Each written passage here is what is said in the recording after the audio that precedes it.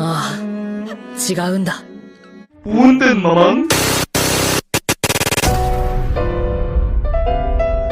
このジョルノ・ジョバーナには夢がある。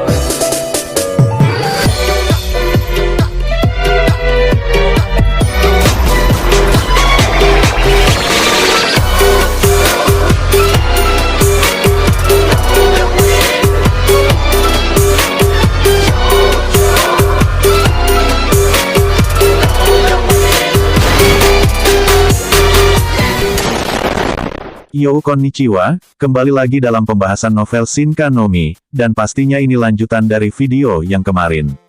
Buat yang baru hadir silahkan cek video sebelumnya di channel ini, agar nggak bingung sama jalan ceritanya, dan jika video ini bisa menghibur kalian, jangan lupa untuk memberi like dan subscribe-nya, agar kedepannya video di channel ini lebih membaik lagi. Ya udah siapin camilan kita langsung ke pembahasan. Cerita dimulai kembali setelah kedatangan sebuah benda terbang yang menerpa Vitor, dan di saat Vitor menjerit kesakitan karena dihujami benda terbang, di sisi Olga dan Lutia lukanya juga sembuh, dan mereka menghampiri kaki Zola yang sedang membeku. Olga segera mengeluarkan larutan kimia dari item box-nya, dan kaki Zola yang membatu pun akhirnya terlepaskan. Sementara mereka berhasil memulihkan luka mereka, mereka sempat berpikiran memberikan serangan kepada Vitor, sementara benda terbang itu menghujami tubuh Vitor. Tapi mereka juga mengatakan kalau hal itu nggak mungkin bisa, mengingat semua serangan akan kembali kepada mereka sendiri, bahkan kekuatan Vitor juga memiliki dampak dengan jarak jauh. Bahkan di sini Lutia dan juga Origa sempat merasa kagum, melihat benda terbang yang menerpa Destra membuatnya acak adut, sedangkan di sisi Rurune berdiri tegak sambil mengunyah benda itu. Dan serangan telah mencapai puncaknya, asap hasil hujaman serangan beruntun, mengakibatkan sekumpulan asap tebal yang menutupi area. Di sisi Vitor melihat tubuhnya yang sudah babak belur, dan di sisi Rurune sambil ngunyah bilang, kalau mulutnya terlalu kecil untuk makanin semua benda terbang itu. Olga dan Lutia yang masih menganggap kalau Rurune nggak masuk akal, ngelihat kesempatan waktu Vitor masih terbaring, dan langsung bergegas ke arah Rurune. Olga pun segera ngajakin Rurune buat segera ninggalin tempat itu, dan tiba-tiba, suara yang mengatakan, kalau itu semua omong kosong, terdengar dengan nada kesal, dan itu adalah Vitor yang mulai bangkit. Mereka pun langsung mengalihkan pandangannya kepada Vitor, dan Vitor pun juga mengatakan, kalau dia nggak akan mengizinkan mereka pergi. Tapi di sisi Vitor, sedang merasa kebingungan, karena merasa lukanya sembuh tapi kenapa rasa sakitnya masih tersisa, sedangkan di sisi Olga merasa nggak ngerti dengan ucapan Vitor. Dan setelah ucapan Vitor, gelombang sihir mengelilingi dan menghantamnya, Olga makin ngerasa wow ngeliat pemandangan ini. Dan Vitor yang kembali bangkit dengan mata berdarah mengatakan, sekali lagi, aku akan menjatuhkan kalian, dan sekali lagi aku akan memeriksa stimulus kemampuan terbaikku. Bangun dari mimpimu bro, ini saatnya gua bales lu udah nyakitin para loli. Sementara di sisi Olga dan yang lain terlihat bingung, memikirkan cara menghindari Vitor, bahkan meski mereka kabur, jika Vitor menyerang, satu-satunya yang bisa mengimbangi kecepatan Vitor adalah Rurune, sedangkan di sisi Vitor, saat ini mulai berjalan mendekati mereka, seperti orang pincang. Dan tiba-tiba, terdengar suara. Jika kamu memang mengharapkan stimulus kemampuanmu, maka aku akan menunjukkannya terhadapmu, bersiap-siaplah menerimanya. Dan itu adalah suara Rurune, yang mengatur posisi siap bertarung, seperti melindungi Olga dan yang lainnya. Setelah melihat Rurune, Vitor berhenti berjalan, dan mengatakan kalau level rendah seperti Rurune nggak akan bisa menghentikannya, terlebih lagi sebelumnya dia ngelihat Rurune yang menyadari perbedaan kekuatannya. Lalu Rurune pun menjawab, kamu yang bodoh, satu-satunya orang yang bisa menghentikanku makan, hanyalah tuanku, yaitu si Raden Kang Mas Seichi. Lalu di sisi, Olga yang diam-diam melihat analisis kekuatan Rurune meningkat, berbeda dari sudut pandang Vitor, yang nggak ngelihat perubahan kekuatan Rurune. Lalu Olga bertanya kepada Rurune, karena udah ngelihat Rurune sedikit berbeda, setelah memakan benda terbang itu. Lalu Rurune pun menjawab, kalau mendapatkan alam semesta di tubuhnya, setelah memakan benda itu. Olga semakin bingung, dan kembali bertanya, apa maksud dari perkataannya. Sementara di sisi Vitor juga bingung, mendengar Rurune bilang alam semesta. Lalu Rurune mengatakan, karena menyadari mulutnya nggak cukup makan semua yang dia inginkan, jadi Rurune gak punya pilihan, selain nyiptain alam semesta di perutnya. Lalu Vitor berkata, otakmu nggak waras ya. Dan kali ini, Olga pun setuju dengan kata-kata Vitor, meski mereka musuh. Lalu Rurune pun berkata, kamu nggak perlu ngerti, aku akan membunuhmu. Vitor pun langsung memperpendek jaraknya dengan Rurune, memusatkan sihir dari Dewa Iblis ke kepalan tangannya, dan menghantamkannya tepat di perut Rurune. Dan ketika pukulan itu menghantam Rurune, di sisi Olga, Lutia dan Zola meneriakkan nama Rurune, dan bergegas langsung menolong Rurune. Dan tiba-tiba, mereka semua terkejut melihat Rurune masih berdiri dan nggak terjadi apa-apa, bersih bening, seperti tanpa jeling. Di sisi Vitor yang juga terkejut, Rurune menghela nafas dan mengatakan kalau semua itu menyedihkan. Rurune kembali lagi mengatakan, memiliki alam semesta di tubuhnya, lebih tepatnya, dengan K menciptakan lubang hitam, dia bisa makan sepuasnya. Dan Rurune juga bilang, kalau itulah yang dia dapat, setelah memakan makanan yang nggak diketahui, astaga dia masih ngira itu makanan. Kalian pasti bingung, tenang aja, bakal gua jelasin, kalau gua di sini juga bingung. Singkatnya inget aja anime Fairy Tail, tokoh utama Natsu Drakenail, kira-kira begitulah cara kerja kekuatan baru Rurune. Rurune pun segera menghantamkan tendangan ke perut Vitor, dengan santai, dan terlihat penuh energi. Sedangkan Lutia mencoba menghentikan Rurune, mengingat sebelumnya serangannya berbalik, dan di sisi Vitor tertawa, karena merasa serangan itu akan menyakiti Rurune sendiri. Tapi tiba-tiba, Vitor memuntahkan darah, dan serangan Rurune tepat mengenai perut Vitor, dan Vitor dengan posisi merunduk sambil megang perutnya bilang, apa yang kamu lakukan?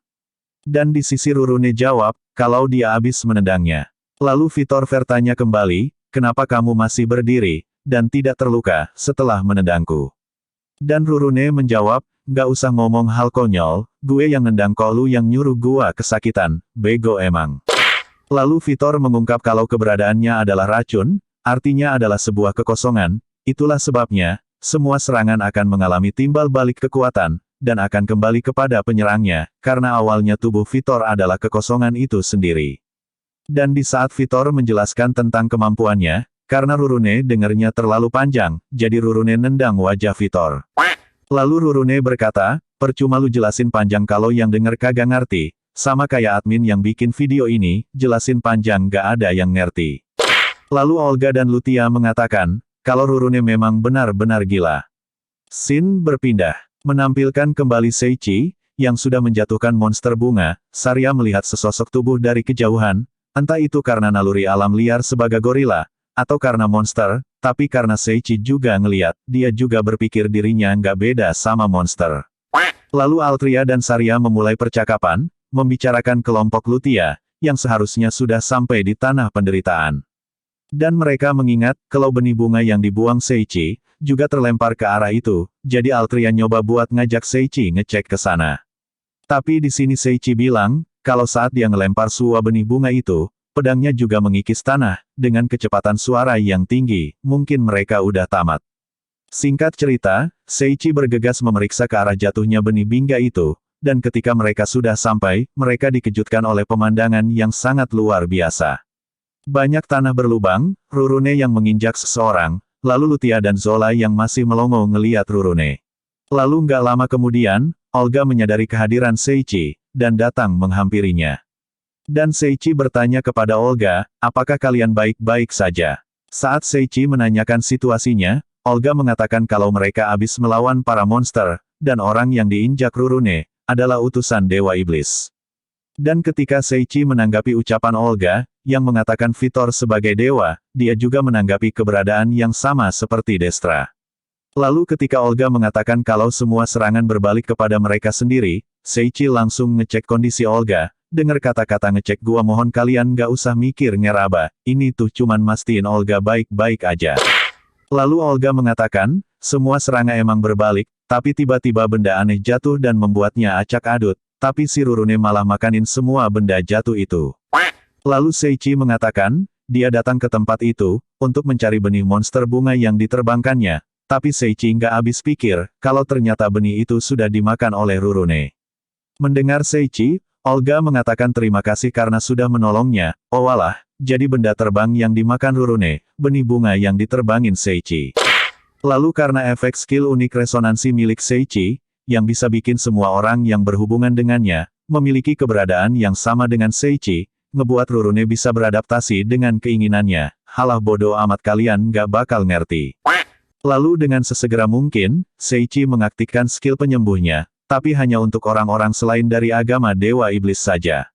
Lutia dan Zola langsung menyadari kehadiran Seiichi, setelah Seiichi sudah melakukan sihir penyembuhnya, dan bergegas menuju ke arah Seiichi. Lalu mereka tampak senang dan merasa aman, melihat Seiichi sudah bersama mereka lagi, mereka ngerasa kalau semuanya akan baik-baik saja. Lalu Seiichi mengatakan, apakah nggak masalah kalau menganggap semuanya akan baik-baik saja, bukankah seharusnya akan jadi semakin gila saja? Lalu di sisi Rurune yang juga menyadari kehadiran Seiichi, langsung membalikan wajahnya meneriakkan nama Seiichi, dan bergegas ke arah Seiichi, tapi nggak jadi, Rurune balik lagi, dan nendang otongnya Vitor, dan kali ini baru beneran lari ke Seiichi. Lalu mereka pun membahas, apa yang akan mereka lakuin kepada si Vitor, karena jika dibiarin, nanti bakal nimbulin masalah baru lagi buat mereka.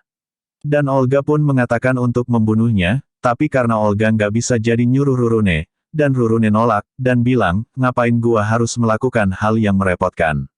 Lalu Olga mengatakan, nanti bakalan muncul makanan yang nggak diketahui lagi, Rurune pun langsung bersiap-siap ngebunuh Vitor.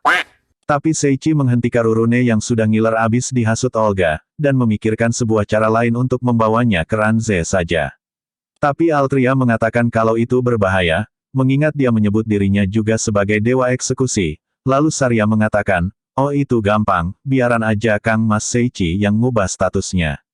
Di saat Seiichi merasa bingung dengan maksud kata-kata Saria, di sisi Altria dan yang lain mengangguk, seolah mengatakan kalau Seiichi bisa melakukannya. Dan tiba-tiba, suara skill sinkronisasi terdengar sudah diaktifkan, tapi kali ini menyingkronkan keberadaan Vitor yang kosong, mirip jadi batu. Seiichi masang ekspresi konyolnya dengar suara penyiar otak, dan memikirkan, kenapa harus sinkron dengan batu. Saria yang melihat ekspresi Seiichi bertanya, kenapa wajahnya terlihat murung. Dan Seiichi mengatakan, ini karena skill edanku udah aktif, dan keberadaan eksekutor Vitor udah diilangin, lalu diganti dengan keberadaan batu. Dan seperti biasa mereka semua nganga, nggak percaya kalau Seiichi benar-benar bisa ngelakuin itu. Singkat cerita Seiichi membawanya ke Tarveil dengan sihir transisi, dan setelah keluar dari ruang tahanan, Seiichi melihat ke arah penjaga gerbang, ternyata ada si cantik Louis yang menghampirinya. Louis menanyakan apa yang sudah terjadi, dan Seiichi mengatakan, kalau dia sudah membawa seorang utusan Dewa Iblis, yang sudah dikalahkan oleh Rurune. Tapi Louis mengatakan kalau mungkin itu berbahaya, membiarkan seorang eksekutor berada di dalam istana, meski itu di dalam penjara istana. Dan Seiichi mengatakan, tenang aja, keberadaan eksekutornya udah gua sulap jadi batu, jadi sekarang udah nggak apa-apa. Dan Louis dengan senyum manisnya mengatakan seperti yang kuharapkan dari guru, guru selalu menjadi sesuatu yang nggak bisa aku mengerti. Dan Seiichi menjawab dengan tawa bego, jangan khawatir, aku juga nggak ngerti. Lalu Seiichi menanyakan tentang kelonggaran keamanan kerajaan, ini tuh karena Seiichi ngerasa, keamanan mudah ditembus baginya. Dan Louis menjelaskan kalau itu karena Seiichi yang masuk, pertama mereka semua sudah mengenal Seiichi, lalu meskipun jika Seiichi mengamuk, seorang penjaga akan membiarkannya masuk tanpa melakukan perlawanan. Dan ketika Seiichi menanyakan, kenapa jawabannya seperti itu, Louis menjawab, ya karena nggak ada yang bisa prajurit lakukan melawan orang yang bisa mengubah status dewa. Tertanda novel, Seiichi kehilangan kata-katanya, setelah mendengar ucapan Louis. Segera Seiichi pun kembali ke tempat Altria dan Saria, lalu melanjutkan tujuan utama mereka, menuju tanah penderitaan, dan pembebasan segel Raja Iblis yaitu Ayah Lutia. Dan mereka melihat lubang besar dengan tangga yang mengarah ke bawah, lalu daat mereka melewatinya, ternyata dampak benih yang dibuang Seiichi tadi berserakan di sana, menciptakan banyak lubang di sekitar. Dan mereka melihat sebuah lubang jauh di bawah sana, terlihat seperti sehabis dicungkil, dan itu bukan karena dampak benih yang dibuang Seiichi. Lalu saat mereka mendekati lubang itu, Shin berpindah ke arah utusan agama Dewa Iblis. Mereka juga acak adut, saat benih itu juga menghujam markas mereka, sambil mencoba menyelamatkan diri, mereka meminta perlindungan dari Dewa Iblis, tapi suara merwa terlalu jauh, dan nggak bisa menjangkau Dewa Iblis. Lalu ketika salah satu utusan agama mengatakan untuk melepaskan monster di dalam kapsul, utusan agama yang satunya lagi mengatakan kalau semuanya telah gagal. Ini tuh karena mereka nggak berhasil mengendalikan monster itu, dan monster itu saat ini tengah ngamuk dan menyerang mereka, dan ceritanya bersambung dulu kawan. Dan mungkin cukup sekian untuk pembahasan kali ini, kita akan lanjutkan ceritanya di video berikutnya. Jika video ini dapat menghibur kalian, jangan lupa untuk meninggalkan like dan subscribe-nya, agar kedepannya gua makin semangat lagi bikin videonya. Dan jika ada salah kata selama pembahasan mohon dimaafin, dan gua, Senku Anime, pamit nidurin diri, lalu biarin Mamang Diablo yang nutup videonya. 久しぶりの現世です。せいぜい楽しむとしましょうか。